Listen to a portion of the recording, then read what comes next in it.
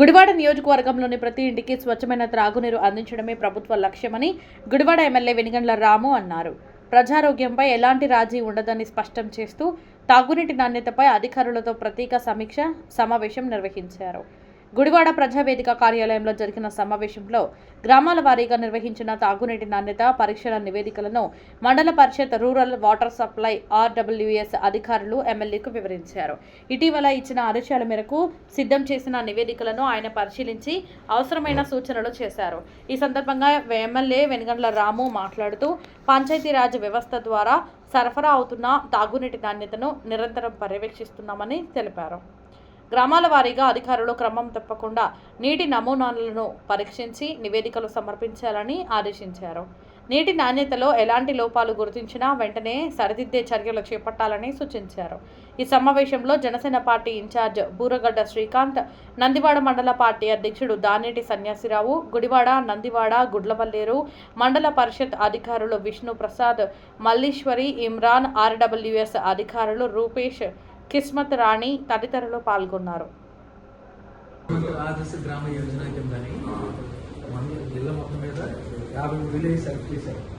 అందులో మనకి ఉన్నాయి. వాటిలో ఏంటంటే షేరు మనలో షేరు పంచాయతీ షేరు ఏం చేసే ఇది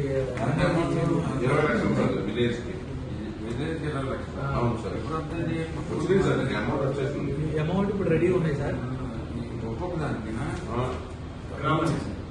మన 6 గ్రామాలు సార్. మన నందివాడ తెలపాలపూడి లేదు, దండిగానపూడి పెదలంగాల మధ్యలో అక్కడ తీసే ఉంటాయి. పుట్టుకుంటా తమిళ గన్నపూడి లేదండి, కొంచెం తగ్గి ప్రింట్ అవ్వాలి.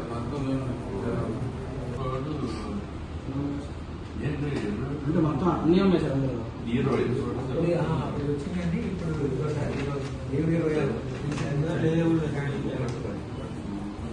నందివాడ జరిగినపూడి, వెన్నపూడి, పెదలింగాల, నందివాడ నందివాడ ఒకటే ఉంది.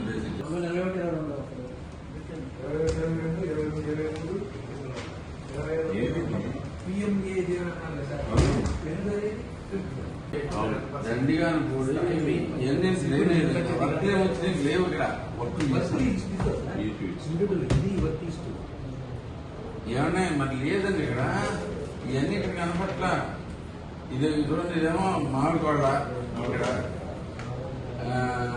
ఇది నరకపల్లి మందే మన దగ్గర కూడా ఉంది నరకపల్లి.